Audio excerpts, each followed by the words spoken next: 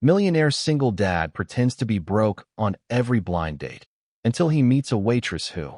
How far would a millionaire go to hide his wealth on every blind date? And what could possibly happen when he finally meets a waitress who changes the pattern? Hello everyone, and welcome back to the channel. We're so glad you're here for another captivating story filled with unexpected emotions, meaningful choices, and a question that will stay with you. Before we begin, make sure to subscribe to the channel and turn on notifications so you never miss our next story. Thank you so much for watching, supporting, and being part of our growing community. Now, tell us in the comments, would you ever pretend to be broke on a blind date to discover someone's true intentions? With that thought in mind, let's begin today's story and discover where this unusual blind date will lead. Sir, your card was declined. The words were quiet, almost apologetic, but in the little diner they landed harder than a shout. Daniel Carter looked down at the black card in his hand, then at the waitress standing beside the table. Try it again. She did. The machine beeped. Declined. Again. Declined. Across from him, the woman he had spent the last 3 weeks getting to know slowly lowered her coffee cup. She did not laugh. She did not look embarrassed for him. She simply reached into her purse, pulled out a few folded bills, and placed them on the table. I've got it. Daniel stared at her. No, it's breakfast. I can pay for breakfast. Then pay me back. She smiled. I'm charging interest. He almost laughed. How much? 1 coffee. That's expensive. I'm worth it. For the first time that morning, Daniel smiled. Then a glass shattered behind the counter. Every head in the diner turned. A young waitress froze beside the broken pieces, her face pale. Before anyone could complain, the woman across from Daniel stood, walked over, knelt beside the glass, and began helping gather the pieces.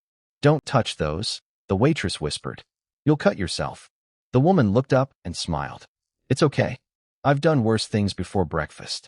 Daniel watched her hands carefully move away from the sharpest pieces. Then he noticed something nobody else did. She was bleeding. A thin red line appeared across her finger. She looked at it, wrapped the finger in a napkin, and went back to the table as if nothing had happened. Daniel looked at her. You're bleeding. So are you. What? She pointed at his hand. He looked down. A tiny cut from the glass had opened across his thumb. Apparently breakfast is dangerous.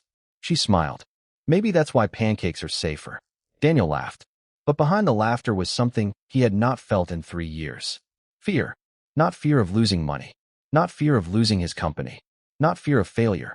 He was afraid that this woman might become the first person in years whose opinion truly mattered to him. And if she ever discovered who he really was, he was terrified she would look at him the way everyone else eventually had. Before we begin, remember this. Sometimes the person with the least money in the room carries the most dignity, and sometimes the person with the most power is the one who is still afraid to be known. If you believe in quiet strength, second chances, and the kind of love that chooses character before comfort, stay with this story. Because Daniel Carter was about to learn that you cannot test love without risking the very thing you hope to find. 3 years earlier, Daniel had stood in the kitchen of his 12-room mansion while his wife cried beside the marble island. Do you know what hurts? Lauren had asked. Tell me. I don't know if I ever loved you without thinking about what you could give me. Daniel had stared at her. There had been no anger in her voice. That was what made it worse. She was not trying to hurt him. She was admitting something she had been afraid to admit, even to herself. Daniel had spent 15 years building Carter Logistics from one borrowed delivery, then into a transportation empire worth more than $50 million. He had worked through nights, slept in warehouses, repaired trucks himself, and signed his first major contract while sitting in a hospital hallway because his mother was having surgery. He had never inherited anything. He had never been handed a company. He had built every dollar. But somewhere along the way, the money had stopped being a reward and become a wall. His father had disappeared when Daniel was 11. His mother raised him alone above a laundromat, working mornings at a bakery and cleaning offices at night. Daniel remembered watching her count coins on the kitchen table. $5, $3, 2 quarters. She would move the coins into little groups, stare at them, then quietly put some back. Daniel learned early that poverty was not only the absence of money. It was the constant fear of what would happen if something went wrong. A broken heater, a sick child, a missed paycheck, a bill arriving 2 days too early. His mother used to tell him, We may not have much, Danny, but we don't owe anyone our dignity. He never forgot those words. When he was 22, he bought an old delivery van. The paint was peeling. The passenger door did not close properly. The engine sounded like it was asking for mercy. He drove it 12 hours a day. He delivered medical supplies, restaurant equipment, machine parts, flowers, groceries, anything that paid. He slept 4 hours a night and saved every dollar. Years later, Carter Logistics had warehouses across 3 states. Daniel had become the man financial magazines photographed beside private jets. But every time someone congratulated him on his wealth, he remembered his mother counting coins. And after his divorce, he began wondering whether all that money had made him impossible to love. So Daniel did something ridiculous. He started pretending to be broke. Not homeless, not desperate, just ordinary. He drove an old gray sedan. He wore inexpensive clothes. He stopped wearing his watch. He told women he worked in transportation management. He never mentioned Carter Logistics. He never mentioned his mansion. He never mentioned the money. His best friend Marcus Reed thought the entire idea was insane. "You're not testing them," Marcus told him. "You're testing yourself." "What's the difference?" "A huge one." Marcus leaned back. "You're asking women to prove they aren't interested in your money while you refuse to give them enough truth to make an informed choice." Daniel looked away. "You sound like my therapist. Your therapist is smarter than you." Daniel smiled despite himself. "Maybe. Daniel, eventually you have to tell the truth." "I will." "When?" Daniel didn't answer. Marcus leaned forward. "Before she falls in love with you." Daniel nodded. "Before." He meant it. At least he thought he did. Then Sophia Bennett appeared. She worked at the Willow Table, a neighborhood restaurant where the lights flickered when it rained and the coffee was always slightly too strong. She was 29, lived with her mother Elena, helped pay her younger brother Michael's tuition, and worked 6 days a week. Her mother had a chronic illness that had drained the family's savings. Sophia never talked about it unless someone asked. She did not like pity. She preferred work. Daniel met her through a dating app. Her profile contained 1 photograph and 6 words. "Kindness costs nothing. Neither does laughter." Daniel messaged her. "That's a dangerous philosophy." She replied, "Why?" "Because some people charge for everything." "Then don't date those people." Daniel smiled. They talked for days before meeting. When they finally sat across from each other at the diner, Daniel expected the usual questions. "Where do you live? What do you drive? What do you do?" Sophia asked something else. "What kind of father are you?"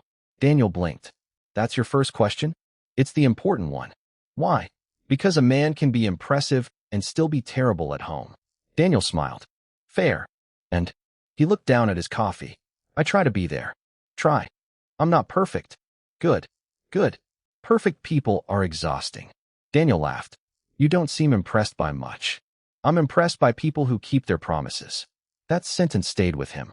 He had spent years surrounded by people who admired what he had accomplished. Sophia seemed interested in what he did when nobody was watching. She asked about Emma. She asked what Daniel cooked. She asked what he did when he was angry. She asked what he missed about being younger. She never asked what he earned. Never. Their relationship grew quietly. Sophia took him to cheap restaurants. Daniel took her to public parks. They watched old movies. He taught her chess. She taught him how to make pancakes. He failed so badly that Emma called the result construction material. Sophia laughed until she cried. Daniel watched his daughter laughing with her and felt something shift inside him. Emma noticed. "You like her?" "Who?" "Sophia." Daniel smiled. "Maybe. You smile differently." "What does that mean?" "When you talk about her, you don't look lonely." Daniel went quiet. "You're 8. I know. You shouldn't know things like that." Emma returned to her coloring book. "You should tell her the truth." Daniel looked at her. "Why?" "Because Mom didn't know everything." He froze. Emma didn't look up. Maybe that's why it ended. Daniel felt the room become very still. Children sometimes say things adults spend years avoiding. "Maybe you're right," he whispered. But he still waited. He told himself he was waiting for the right moment. Then one afternoon, Sophia brought Daniel to the community food center where she volunteered twice a month. She handed him a box. "Apples." "Got it. Don't crush them." "I won't." "You crushed the bread last time." "The bread was weak." She laughed. They worked side by side for hours. Daniel carried boxes. Sophia organized families. Nobody knew he owned half the logistics network delivering goods across the city. Nobody knew he could have bought the entire building. He was simply a man carrying apples. At the end of the afternoon, an elderly woman dropped her bag. Daniel picked it up. "Thank you," she said. "Of course." She looked at Sophia. "He's a good one." Sophia smiled. "I know." Daniel heard those 3 words and nearly forgot how to breathe. That night, Sophia told him about her mother. "The bills are getting worse." Daniel wanted to help. He could have paid every bill before she finished the sentence. But he remembered Marcus. He remembered the promise to let Sophia choose. So he asked, "What do you need?" Honestly, I need time." Daniel nodded. "Then I'll give you time." She looked at him. "That's not something most people can give." "Maybe it is." She smiled. "You say strange things." "I'm told that." They were falling in love. Slowly. Honestly, except for the one enormous truth sitting between them. Then Claire Hale entered the story. Claire was the daughter of Victor Hale, owner of Hale Regional Shipping, the company Carter Logistics planned to acquire. Victor was drowning in debt. His business was worth less than it had been 5 years earlier, and Daniel's acquisition was his only chance to save thousands of jobs. But Victor didn't want to sell. He wanted to manipulate the deal, force Carter Logistics' stock price down, then buy it back cheaply through a network of shell companies. Claire discovered Daniel's secret dating life and understood something important. Daniel was not afraid of losing money. He was afraid of being loved for the wrong reason. "Then don't attack his company first," Claire told her father. "Attack his trust." She began with Sophia. Anonymous messages arrived. "You don't know who Daniel Carter really is." Sophia blocked the number. Another message arrived. "Ask him why he won't tell you where he lives." She blocked that one too. Then came a photograph of Daniel entering a luxury building downtown. Sophia stared at it. The caption read, "He says he works in transportation. He owns the building." Sophia's stomach tightened. She confronted Daniel that evening. "Are you hiding something?" Daniel looked at her. "Yes." The word hurt more than she expected. "What?" "I'm not ready to tell you." She stared at him. "That's not fair." "I know. You said you valued honesty." "I do." "Then why are you doing this?" Daniel had no answer that didn't sound selfish. Sophia's eyes filled, but she did not cry. "You don't get to decide what I can handle." "Sophia, no. I don't need you to be poor. I don't need you to be rich. I need you to be real." She left. Daniel sat alone. He looked at his phone, then at the door, then back at the phone. He called her. No answer. He sent a message. "I'm sorry." No response. He decided he would tell her everything the next morning. But the next morning, Carter Logistics was hit by a financial attack. Confidential acquisition documents appeared online. Numbers had been altered. Emails had been edited. Investors panicked. The company's stock began falling. Daniel's CFO Thomas Reed called him. "We're under attack." "I know." "No. Daniel, you don't understand." Someone had access to internal negotiations. Daniel's face hardened. "Who?" "We're checking." Then another problem surfaced. A journalist received photographs of Sophia meeting a man outside the Willow table. The man was Michael Bennett, Sophia's brother. But the photograph had been cropped so that his face was partially hidden. A caption suggested Sophia was passing confidential information to a competitor. Daniel stared at it. His first instinct was to reject it. His second was fear. His third was shame for having the second. He drove to the Willow table. Sophia came outside after her shift. "Daniel." He held up the photograph. "Who's this?" Her face changed. "Michael." Daniel exhaled. "Your brother." "Yes." "Why didn't you tell me he was meeting someone from Hale?" "Because he wasn't. He was meeting a professor." "The photograph." "You don't trust me." Daniel stopped. Sophia looked at him. "Do you?" He could not answer immediately. "I want to." Her face fell. "That's not the same thing." She turned away. "Sophia." "What?" "I love you." She froze. Daniel hadn't planned to say it. The words simply escaped. "I love you," he repeated. "And I'm terrified." She turned back. "Of me? Of losing you?" She looked at him for several seconds. "Then stop making me fight a secret version of you." Daniel swallowed. "I'm the owner of Carter Logistics." Silence. Sophia's eyes did not widen dramatically. She did not scream. She simply stared. "Say it again." "I'm Daniel Carter." "The CEO?" "The Daniel Carter?" "Yes." "The company with the blue towers?" "Yes." "You own it?" "Yes." She looked at him. "How much?" "Over 50 million. Sophia closed her eyes. Daniel waited. She opened them again. "Do you know what the worst part is?" "What?" "It isn't the money." Daniel said nothing. It's that I thought you were finally the one person who wasn't afraid to let me see him. That hurt more than any accusation could have. I'm sorry. I know. I was wrong. I know. Can you forgive me? Sophia looked away. Not yet. Then she walked away. Daniel stood alone beneath the restaurant's red awning while rain began falling. He had spent years afraid that money would destroy love. He had never considered that fear itself could do it faster. That night, Emma found him sitting in the dark. Dad, hey, what happened? I heard someone. Sophia? Daniel nodded. Emma sat beside him. Did you tell her the truth? Yes. And? She left. Emma was quiet. Did you lie? Daniel hesitated. I hid something. That's lying. He looked at her. She was right. Yes. Emma took his hand. Then tell her the truth and let her decide. Daniel stared at his daughter. What if she doesn't come back? Emma shrugged. Then you can't make her. That scares me. I know. She squeezed his hand. But love isn't making someone stay. Daniel looked at her. Who taught you that? You did. Then she went upstairs. Daniel remained in the dark. For the first time, he understood that his daughter had given him the answer he had been searching for since the divorce. The next morning, Daniel did not call Sophia.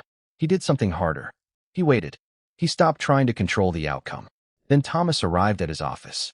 Daniel, there's something you need to know. Thomas looked exhausted. I leaked the first file. Daniel went still. You? Yes. Why? Thomas handed him his phone. On the screen were messages threatening his daughter.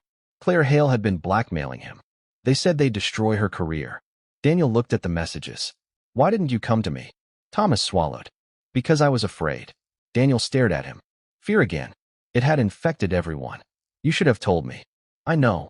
Daniel closed his eyes. But I understand. He looked at Thomas. We'll fix this. You still trust me? Daniel thought for a moment. Not completely. Thomas looked hurt. But I'm willing to earn it back. That was different from blind forgiveness. It was grace with boundaries. Daniel called Marcus. Find everything. Already doing it. No shortcuts. Understood. Within 48 hours, Marcus discovered that the financial documents had been altered before reaching the media. More importantly, one original file remained untouched.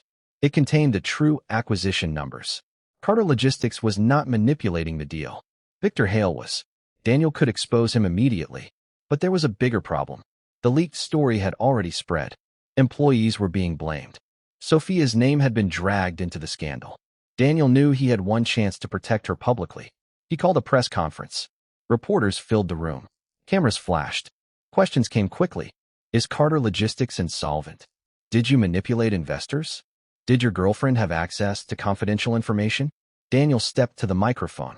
No, a reporter shouted. How can you be sure? Daniel looked directly at the cameras. Because she has never had access. But she is connected to your competitor. Her brother is a student. And she works as a waitress?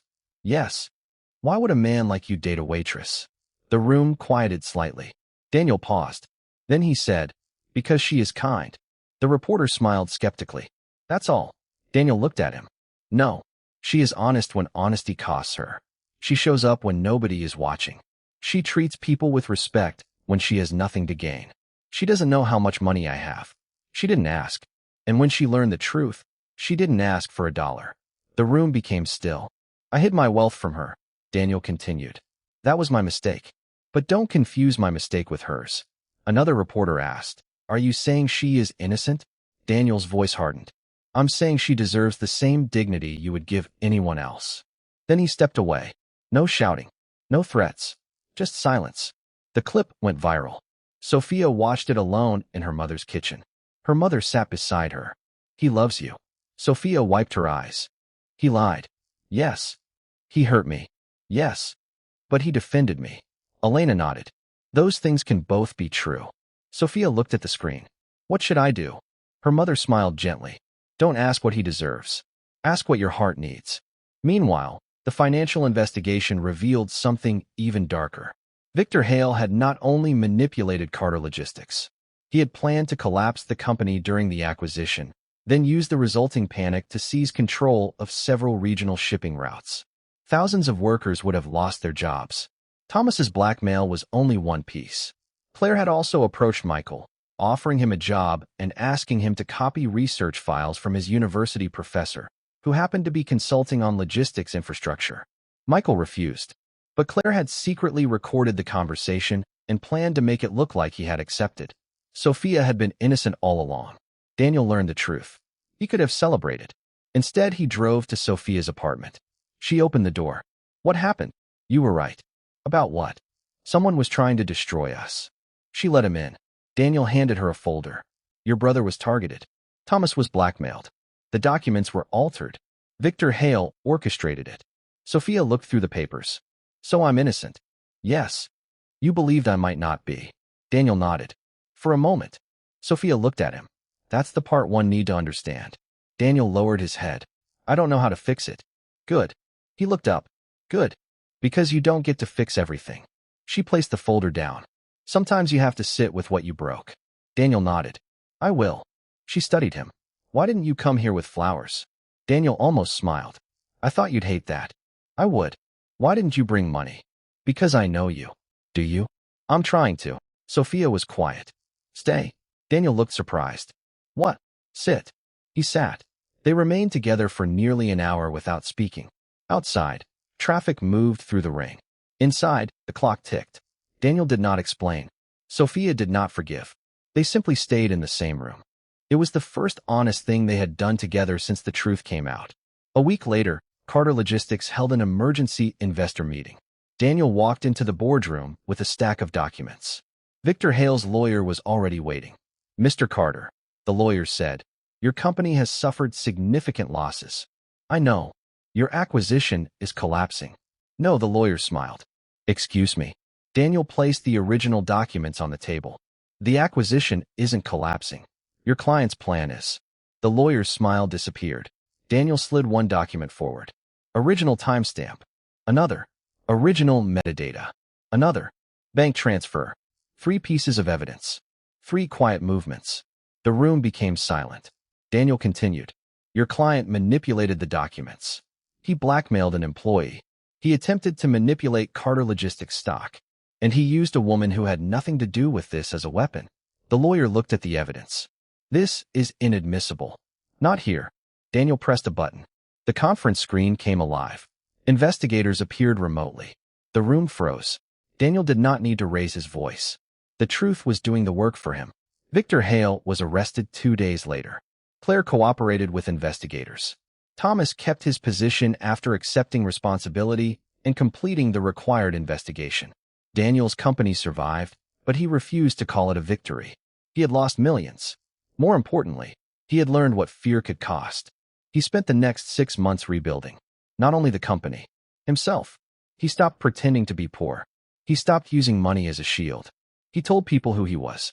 Sometimes they changed after learning. Sometimes they didn't. But Daniel stopped trying to control their reactions. That was freedom. Sophia did not immediately return to him. She asked for time. Daniel gave it. He didn't send expensive gifts.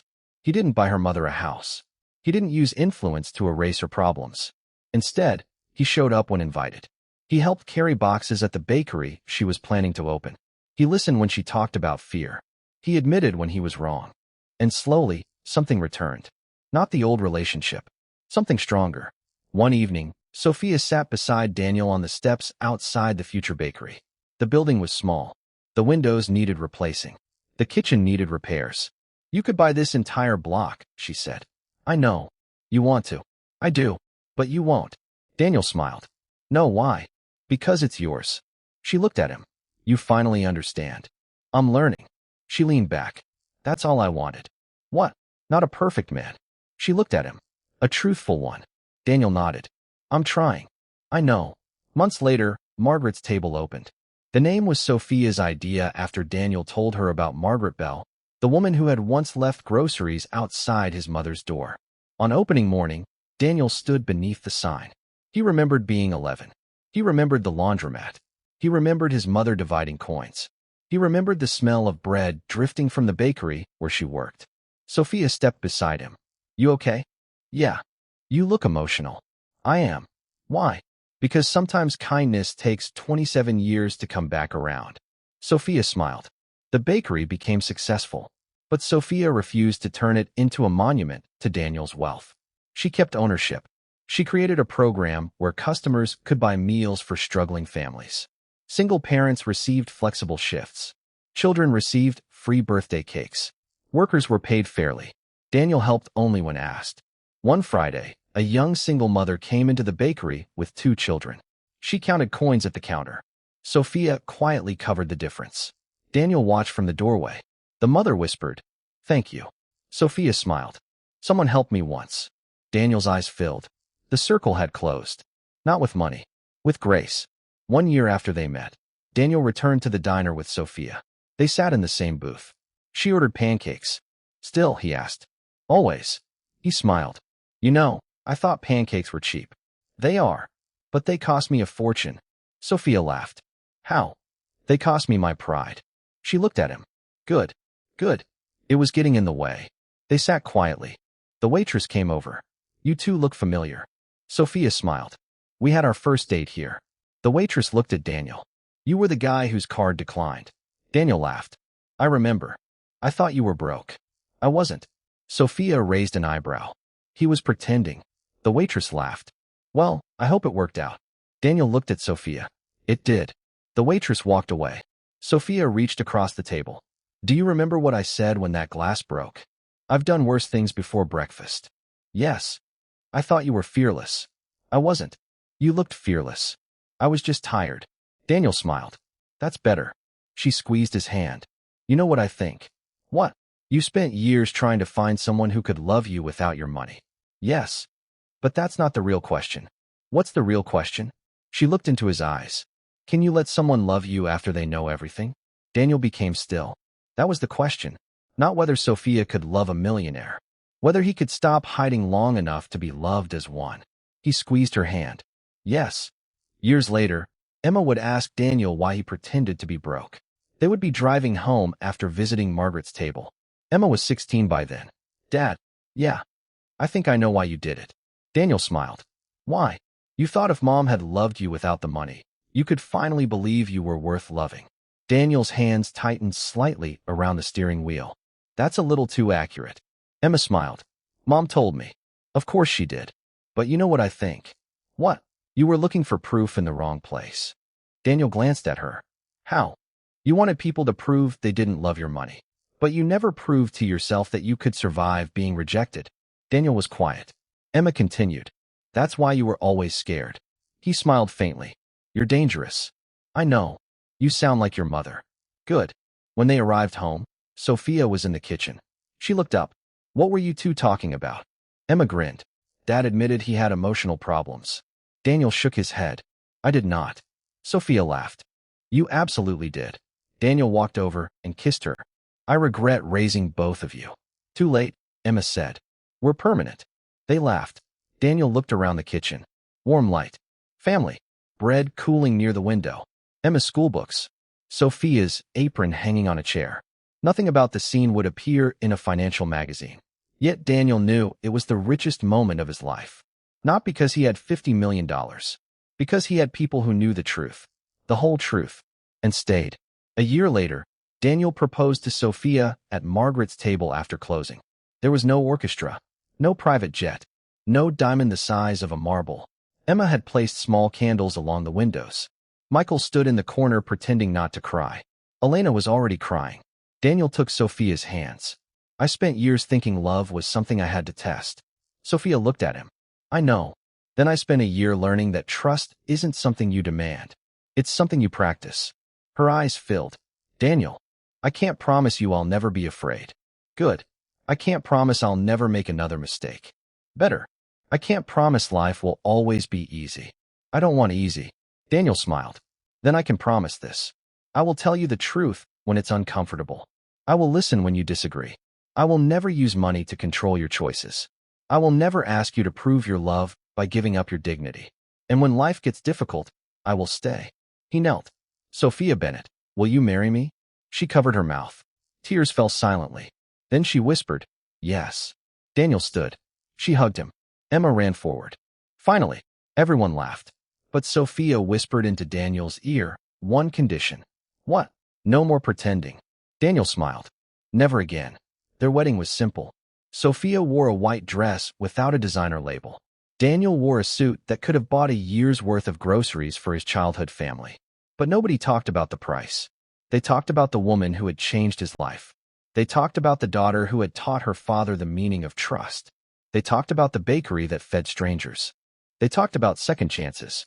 And when Daniel stood beside Sophia beneath the lights, he remembered the first morning they met. The cheap pancakes, the rain, the broken glass, the waitress saying his card had declined, the woman across from him offering to pay. He remembered the fear, and he finally understood something he had missed for years.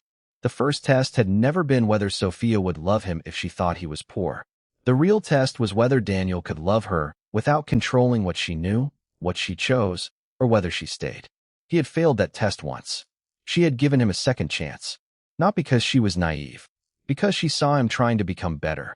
That was redemption, not erasing the mistake, remembering it and choosing differently.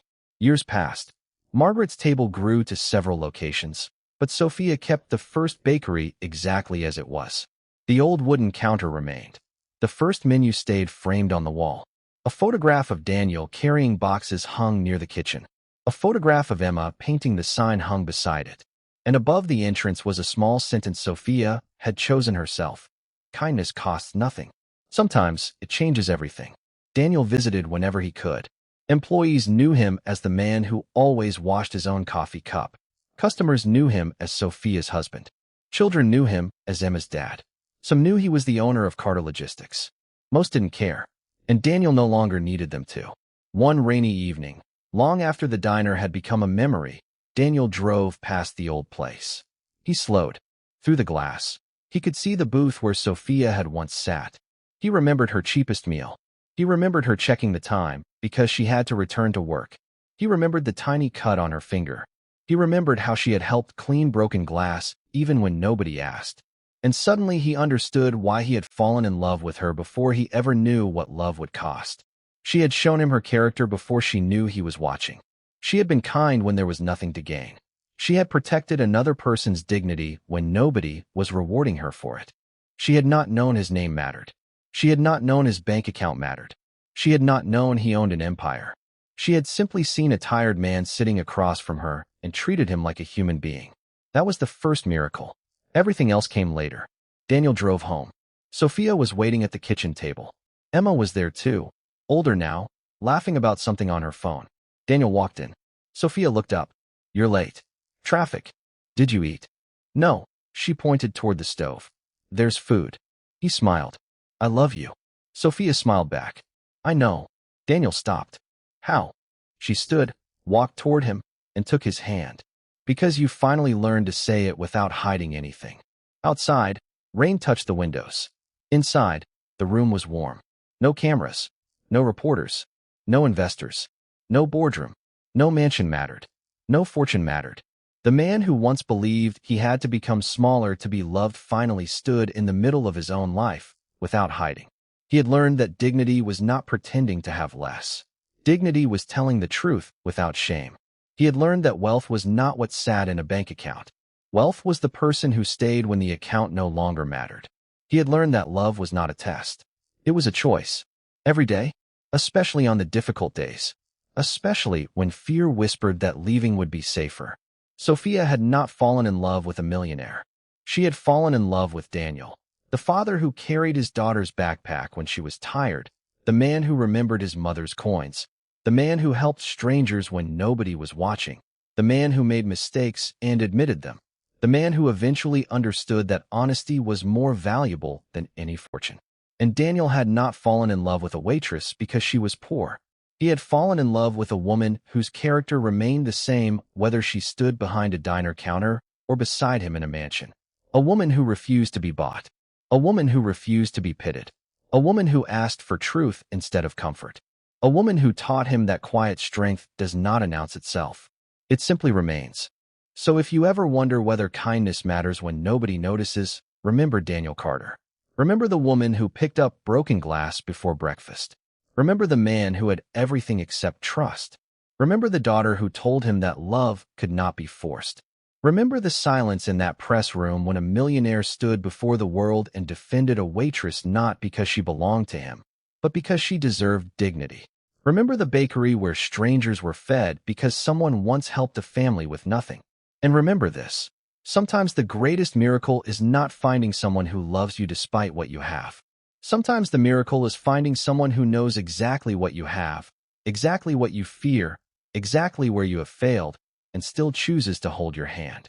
Daniel spent years pretending to be broke because he thought love needed proof. Sophia showed him that real love needs truth. He spent years protecting his heart by hiding. She taught him that a heart protected from pain can also be protected from joy. He spent years believing money was the thing standing between him and happiness. In the end, it was fear. And once fear became quiet, love finally had room to speak.